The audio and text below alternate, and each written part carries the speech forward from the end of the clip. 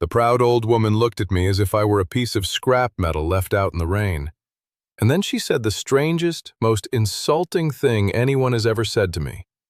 "Bring my late husband's Mercedes Gullwing back to life, Mr. Vance, and I'll let you marry my daughter." Victoria Sterling, 72 years old, standing on the white marble steps of an estate that had been in her family for 2 centuries, looking down at a 45-year-old mechanic in greasy coveralls. She didn't smile when she said it. It wasn't a joke. It was a cold, calculated test of my dignity, delivered with the easy arrogance of a queen tossing a worthless copper coin to a beggar on the street. And though neither of us knew it yet in that sharp October morning, those words were the beginning of the end of a silence that had stretched across 20 empty years. I should have turned my truck around right then. I had every reason to shift the old Ford into reverse, back down her long, crushed limestone driveway, and go back to my quiet, concrete-floored shop on the outskirts of Charlottesville. But I didn't. I stayed because of the daughter she was talking about, because I knew exactly who Helena Sterling was. And Victoria had absolutely no idea that the man she had just dismissed as a lowly grease monkey had loved her daughter a lifetime ago, before she had personally stepped in with her lawyers and her checkbook to make sure that love was thoroughly destroyed. "I'll take a look at the car, Mrs. Sterling," I said, keeping my voice as level and steady as a torque wrench. "We can discuss my rate after I see what's under the hood." Her pale, unyielding eyes flickered with a brief, microscopic spark of surprise. She wasn't used to being answered by men who didn't flinch at her presence. Without another word, she turned, the sharp heels of her designer shoes clicking a militaristic rhythm against the stone steps, and led me toward the carriage house at the rear of the estate. "My name is Caleb Vance. I'm 45 years old, and I spend my days bringing dead machines back to life. I don't work on the new ones full of plastic modules and computers that tell you what's wrong before you even open the hood. I work on the hand-built classics, the pre-war grand tourers, the mid-century European sports cars, and the big, heavy American iron from the era when a mechanic was a craftsman and not just a parts replacer. It's a quiet, lonely trade. There are only a handful of us left in the state who can rebuild a mechanical fuel injection pump or hand-lap a set of valves to a perfect seal. And our numbers get smaller every year as the old men who taught us pass into the ground. My father taught me the trade in a drafty, one-bay wooden garage with a dirt lot and a hand-painted sign that warped in the Virginia humidity.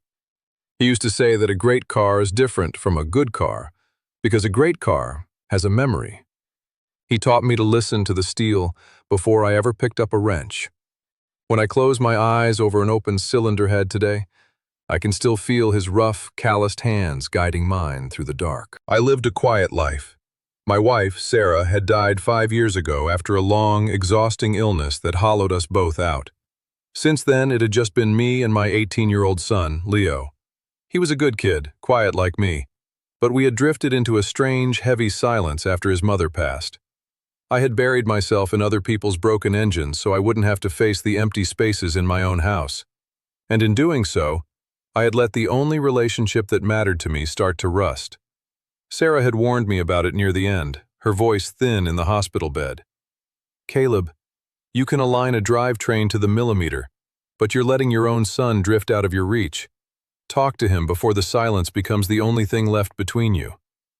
I had told her she was worrying too much, but the silence had grown anyway, thick and heavy, until we were like two strangers sharing a roof. The call from the Sterling estate had arrived on a Tuesday. It was a lawyer's voice, smooth and polished as a marble monument, asking if I would be willing to travel to the estate to assess a 1,957 Mercedes-Benz 300 SL Gullwing that had been sitting untouched for 10 years. 3 other mechanics, specialists flown in from New York and Atlanta, had already tried to start it and failed. They had charged their thousands for diagnostic time, shaken their heads and told Victoria the car was a mechanical mystery that would never run again. I knew the car before I even saw it. Every restorer in the South knew about the Sterling Gullwing. It was a legendary machine, finished in DB 180 silver metallic with red leather upholstery, one of the most beautiful and technologically complex cars ever built. It had belonged to Thomas Sterling, Victoria's husband, a man who had built his fortune on the backs of smaller competitors and who had died 10 years ago this month. The car had stopped running the very week of his funeral, as if it had decided to go into the ground with him. Victoria led me into the carriage house. It was a grand brick and timber building older than the main house itself, smelling of dry cedar, old grease, and the cold stillness of a tomb. In the center of the floor, under a heavy, fitted canvas cover, sat the unmistakable silhouette of the Gullwing. "My husband loved this vehicle more than he loved his own family," Victoria said, her voice carrying a cold, bitter edge as she stood near the entrance with her arms crossed. "He spent his final years out here, ignoring his business, ignoring me, just to be near this metal. When he died, I tried to sell it, but the engine refused to turn. It's as if he locked it from the grave." I walked to the car and slowly pulled the canvas cover back. The silver paint caught the dim light of the carriage house windows, glowing with a dull, dusty luster. The iconic gull-wing doors, designed to swing upward like the wings of a soaring bird, were closed tight. I ran my hand along the fender, feeling the perfect, hand-beaten aluminum skin, cold and smooth beneath my palm. I opened the driver's door. It swung upward with that heavy, liquid solidity that only old German engineering can produce. The interior smelled of aged red leather, cocoa mats, and the faint, sweet scent of pipe tobacco that had lingered in the cabin for a decade. I sat in the bucket seat, my hands finding the white steering wheel, and I just closed my eyes. 3 weeks, I said, looking back at her through the open wing door. I'll need 3 weeks, the keys, and absolute privacy. I don't work with people looking over my shoulder, and I don't want your security staff hovering near the door. Victoria named a number then, a sum of money that was nearly double what my shop made in a year. She did it with a sharp, patronizing tilt of her head, as if she were buying a front-row seat to watch me fail like the others. "You have 3 weeks, Mr. Vance," she said, cold as ice. "But if that engine doesn't sing by the end of it, I expect you to pack your tools and never set foot on my property again." "Understood," I said. I watched her walk out, her heels clicking away across the gravel, and as the heavy timber doors of the carriage house settled into place, I looked down at my hands. I hadn't taken the job for her money. I had taken it because 20 years ago, Helena and I had stood in a field not 3 miles from this very house, promising each other a future we were too young to understand we couldn't afford. And now, the dead husband's car was the only bridge left that could cross the silence of those 20 lost years. The silence of the carriage house during that first week was a physical presence, heavy and thick with the dust of 10 winters. Outside, the autumn wind whistled through the gaps in the old timber walls, bringing with it the damp smell of rotting oak leaves and the distant, lonely cry of crows over the Virginia fields. Inside, I lived in a world of silver metallic paint and the cold, unyielding weight of 50-year-old steel. I set up my tools on a folding wooden table, my father's old chrome vanadium sockets, his brass drift punches, and the set of micro-calipers that had spent 30 years wrapped in oilcloth in his toolbox. I started exactly where the other 3 mechanics must have started. You don't rebuild a legend without doing your homework, and the notes left by the last specialist, a high-priced restoration guru from Atlanta, lay open on my table. They read like a coroner's report on a perfectly healthy patient. The electrical system was flawless. The 12-volt generator produced a clean, steady charge. The cold start valve was clear. The spark plugs, when pulled, were pristine, showing the warm, dry tan of an engine that had been perfectly tuned right up until the second it decided to die. I hooked up my analog compression gauge, spun the starter manually, and watched the needle jump to a strong, even 145 pounds across all 6 cylinders. It was a beautiful reading, the kind of compression that promised an engine with decades of high-speed cruising left in its bones. By every rule of mechanical engineering, that car should have fired on the very first crank of the key. But when I turned the ignition, the starter would let out a low, healthy hum, the belts would spin, and the 6-line Bosch fuel distributor would pulse with a faint vibration. And then, nothing. Not a sputter, not a single cough of exhaust. It was as if the engine were a locked room, and I was trying to open the door with the wrong key. By the end of the first week, I understood why the others had given up. They had reached the absolute edge of the explainable. In the modern restoration business, time is billed by the hour, and when a machine refuses to respond to standard diagnostic sweeps, it becomes a liability. They had packed their digital meters, written their invoices for unresolved diagnostic hours, and gone home to easier, more profitable work. But I couldn't leave. And it wasn't just because of the money Victoria had promised, or the memory of Helena's voice that seemed to linger in the dark corners of the timber roof. It was because of my father. On Saturday evening, as the light turned a cold, bruised purple outside the carriage house windows, I sat on an overturned wooden crate, holding a cup of chicory coffee that had gone cold an hour ago. I stared at the silver fender of the Gullwing, and I heard my father's voice as clearly as if he were standing beside me, his hand resting on my shoulder. "Caleb, a machine that should run and doesn't isn't a mystery, son. It's a message. Somebody spent a lot of time putting a lock on that door, and they did it because they wanted to make sure only the right person could open it. Your job is to get quiet enough to hear what they're trying to say." So, I got quiet. I stopped trying to force the engine to start. I laid my wrenches down, turned off the heavy halogen work light, and sat in the quiet of the carriage house with nothing but a single, low-wattage drop light hanging from the rafters. I began to look at the car not as a puzzle to be solved, but as a letter to be read. I spent the next 3 days tracing every single line of the Bosch mechanical fuel injection system by hand. The system was a masterpiece of mid-century aviation technology, a maze of high-pressure steel lines, bypass valves, and a central injection pump that was driven directly by the engine's camshaft. I followed the fuel lines back from the injectors, past the cold start valve, all the way to the primary fuel gallery beneath the intake manifold. And on the 4th day, my fingers found the first wrong note. It was a tiny, non-standard mechanical linkage, hidden deep beneath the primary throttle body, right near the firewall. It was made of a dark, high-grade aircraft alloy that didn't match the yellowish cadmium plating of the original Mercedes parts. It was so small, so perfectly integrated into the throttle return springs, that you could have looked at it 100 times under a bright light and assumed it was factory original. But when I ran my bare thumb over it, I felt a tiny, microscopic edge. It was a lock. Not a lock that had been broken by wear, but a lock that had been set with deliberate, painstaking skill.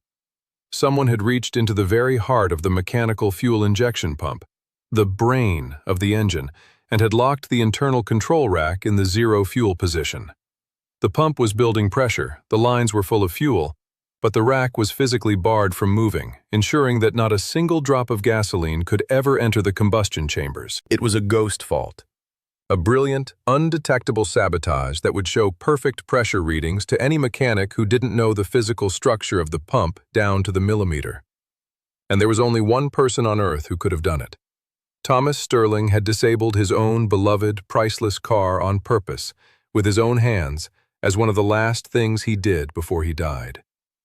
I sat back on the concrete floor, my breath coming in short, shallow gasps as the realization washed over me. A man like Thomas Sterling doesn't kill the thing he loves most for no reason. He does it as a vault. He does it to protect something. I crawled under the dashboard, my flashlight beam cutting through the dark recess of the cabin's footwell, following the tiny control cable that ran from the hidden linkage through the firewall. The cable didn't lead to the steering column or the ignition switch. It ran upward, disappearing behind the instrument cluster, directly toward the center of the dashboard. I climbed out of the footwell, sat in the red leather driver's seat, and looked at the dashboard. Right in the center, between the tachometer and the oil pressure gauge, was the classic VDO mechanical clock. It was a beautiful piece of design, with a cream-white face and delicate black hands. The clock had stopped at exactly 10:14. I pulled my micro screwdrivers from my bag. My hands were shaking slightly, but I forced them into that steady, cold precision my father had demanded of me. I worked the small chrome bezel off the clock, slowly loosening the tiny mounting screws that had held the instrument in the dash for nearly 70 years. I slid the clock out of its cavity. Behind it, in the dark, hollow space behind the dashboard, my flashlight illuminated a flat, non-standard metal bracket. And resting on that bracket, wrapped tightly in oilcloth and sealed inside a flat lead tin about the size of a hardback book, was a package. My heart hammered against my ribs like a trapped bird as I reached in and pulled the tin out of the dash.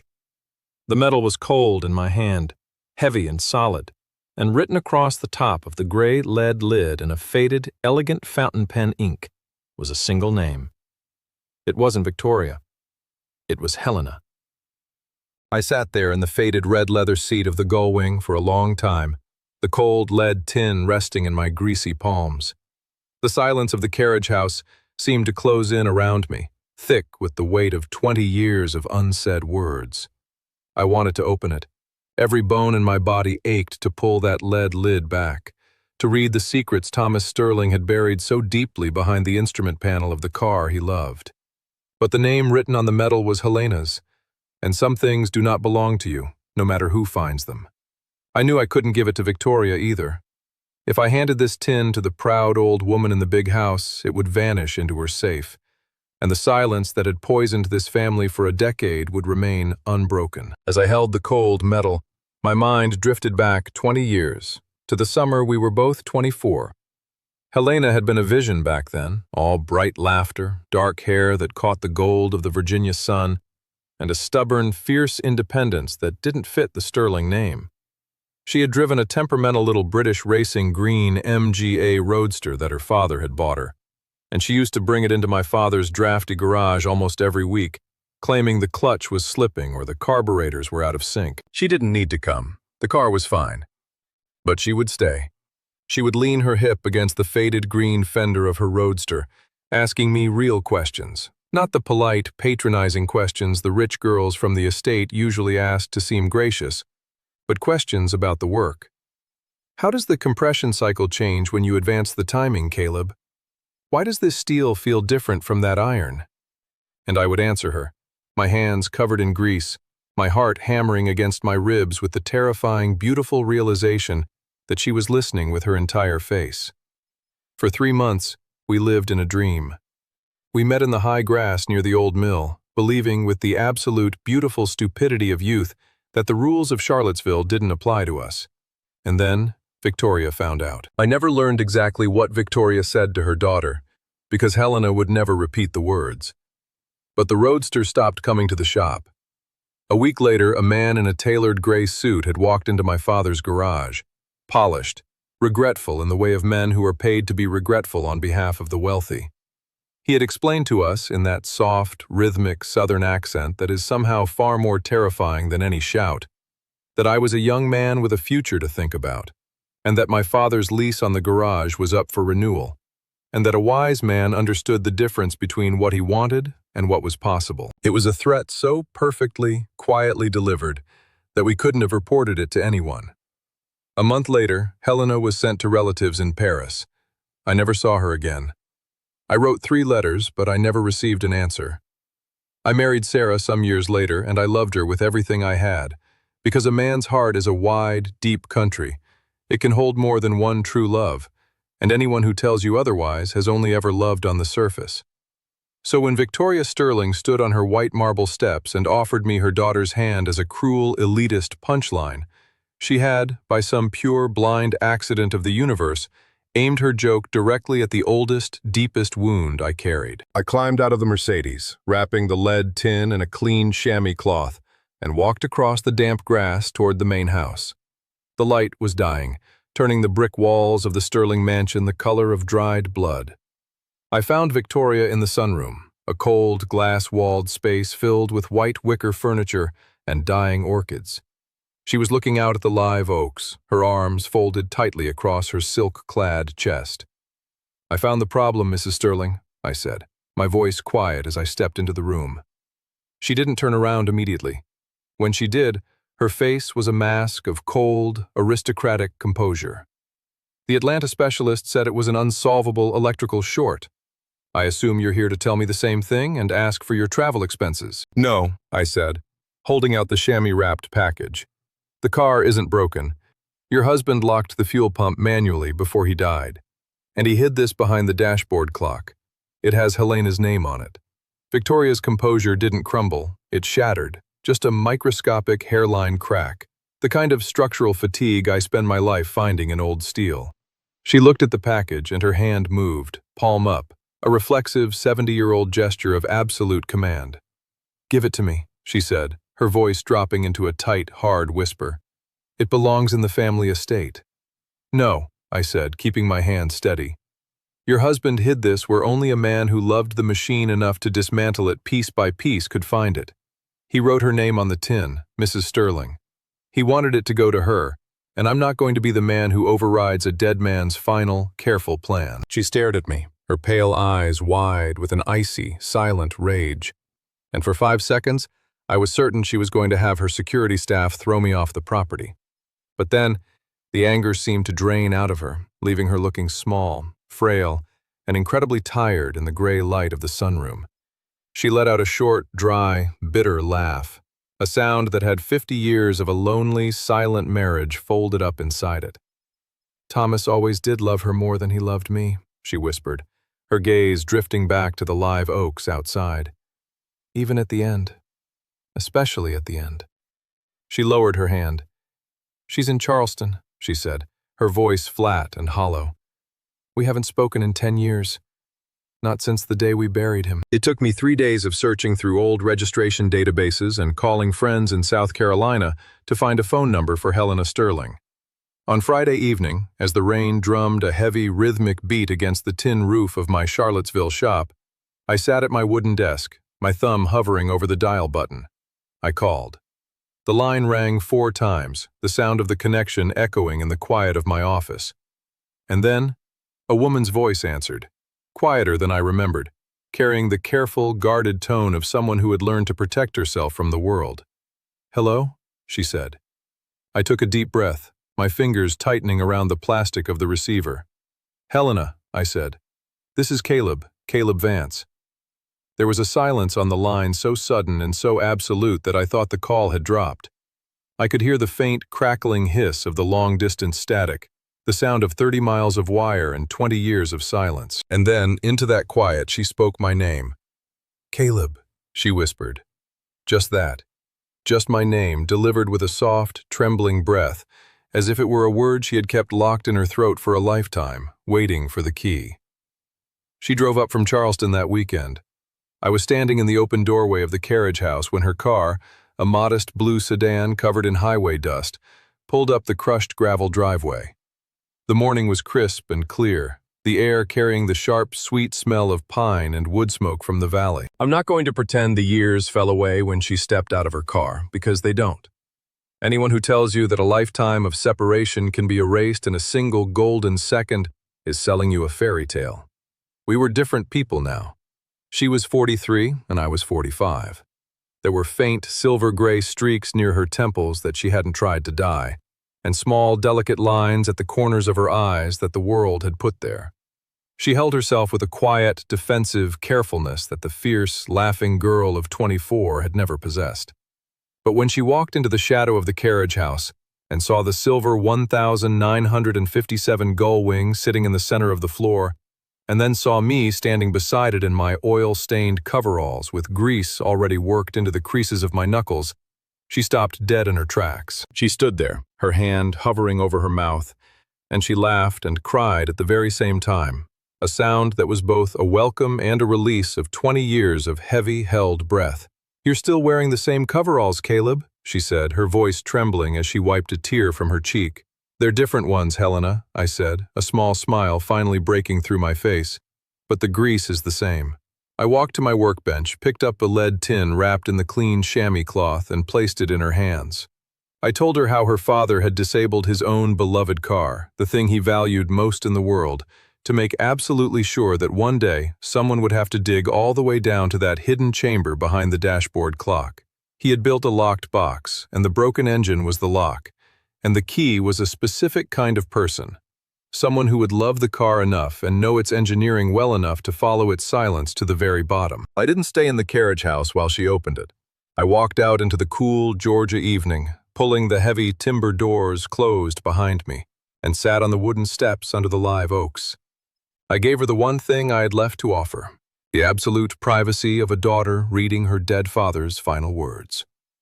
She told me later what the letter had said. Not all of it. Some things are private and should stay in the dark where they belong. But she gave me the heart of it. Thomas Sterling had known he was dying when he hid that tin. He had spent his entire life keeping the peace in his grand house by saying absolutely nothing, playing the role of the pleasant, absent husband while Victoria ran the family with an iron fist. He had watched in silence as Victoria used her lawyers to tear Helena away from me, and he had spent the next 20 years watching his daughter live in exile, knowing that his own cowardice had cost him the person he loved most. The letter was his apology. It was a dying man telling his daughter in ink the things he had been too much of a coward to say with his voice. He wrote that he was sorry, so deeply sorry for staying quiet when he should have stood up for her. He wrote that he had loved her exactly as she was, and that he prayed whoever finally found the tin, because it would take a true craftsman to make his old car breathe again, would have the decency to carry it to her. And there was one line in it, Helena told me, that broke her clean in half. Her father had written, "I could not mend what I broke while I was alive, so I have hidden this inside the one thing I trust to outlast me, and I will let a better man's hands carry it the rest of the way." He had been dead 10 years before I ever laid a finger on his car, yet somehow, across all that time, he had written a part into his last act for a man he would never meet, trusting that a mechanic's hands would be the ones to deliver his soul. Helena didn't stay in the carriage house that afternoon. She took the letter, walked across the lawn, and entered the grand mansion. I wasn't there. It wasn't my place to be. But she told me afterward that she had sat with her mother in the garden room, placing the faded paper on the table between them like a third person who had finally, truly decided to tell the truth. And for the first time in her 72 years, Victoria Sterling had wept. The old woman, whom I would have bet my entire shop had no tears left in her, had reached out her trembling hand, touched her daughter's fingers, and said the two words Helena had waited her entire life to hear. "I'm sorry." It didn't fix everything. Real families don't heal 20 years of neglect in a single afternoon, but it started something that had been stopped for a very long time. The silence had finally begun to move. I finished the car. Of course I finished the car. Over the next 3 days, I worked with a light heart, my father's tools moving with a fluid, natural precision that felt less like labor and more like a conversation. I undid what Thomas had so carefully and lovingly done. I disengaged the hidden mechanical lock on the fuel injection rack, realigned the tiny linkage behind the dashboard, and carefully reinstalled the VDO clock, setting its hands to the correct time before tightening the chrome bezel. On a cool, bright morning in the second week of November, with the carriage house doors wide open to the smell of wood smoke and the sound of autumn wind in the live oaks, I sat down in the red leather seat of the Gullwing. I turned the key. The 1957 Silver Arrow came back to life after 10 years of absolute silence. It didn't roar. These hand-built inline-six engines do not roar, for roaring would be beneath them.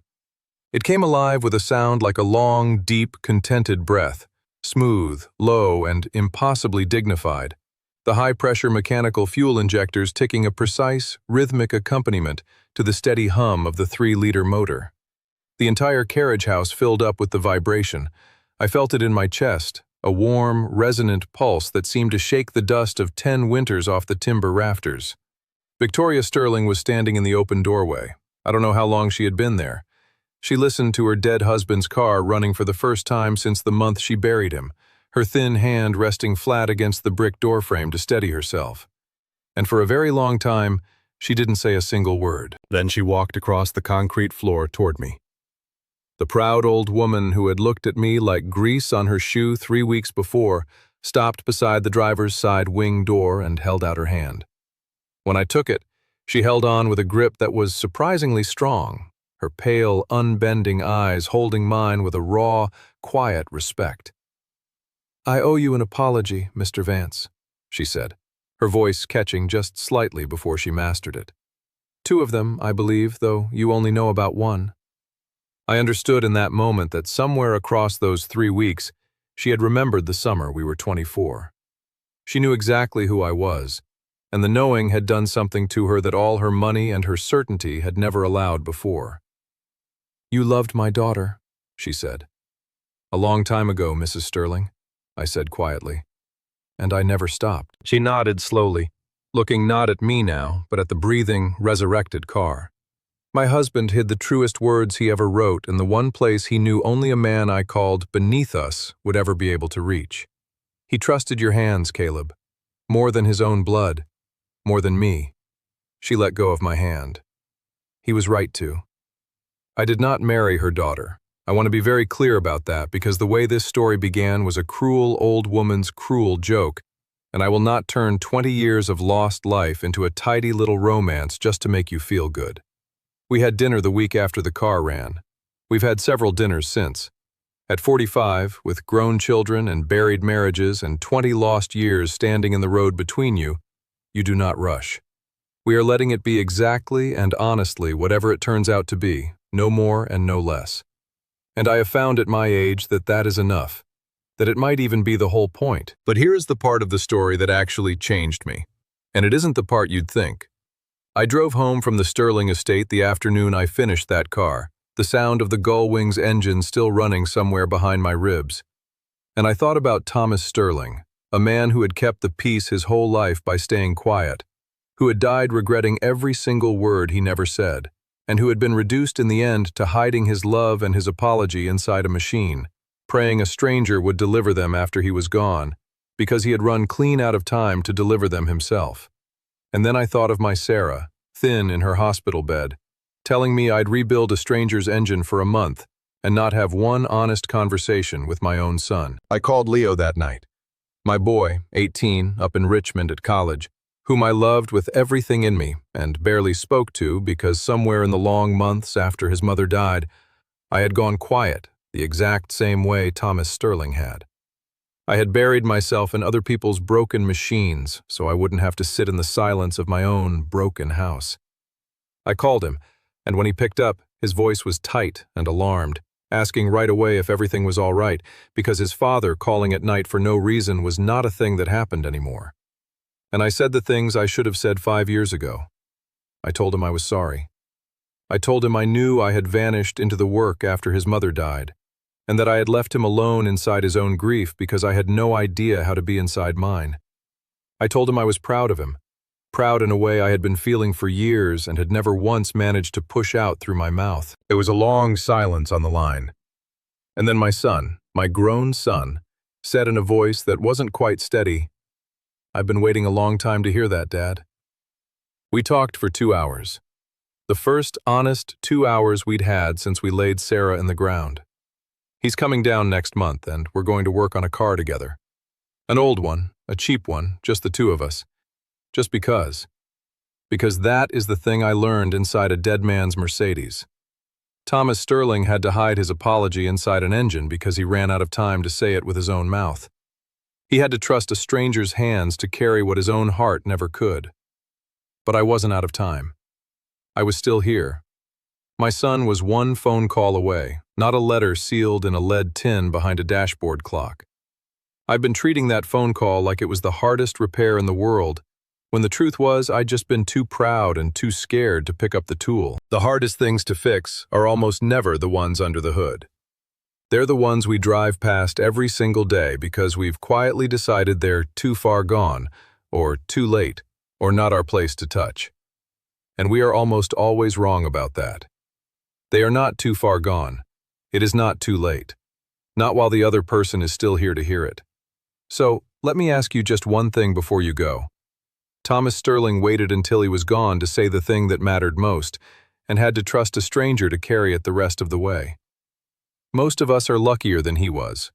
We've still got time, and the person we need to reach still has a phone in their pocket right now. Is there a call you've been putting off? An apology, or an "I'm proud of you"? Or an "I'm sorry" to somebody who is still here to hear it? And if there is, what is actually stopping you from making it tonight?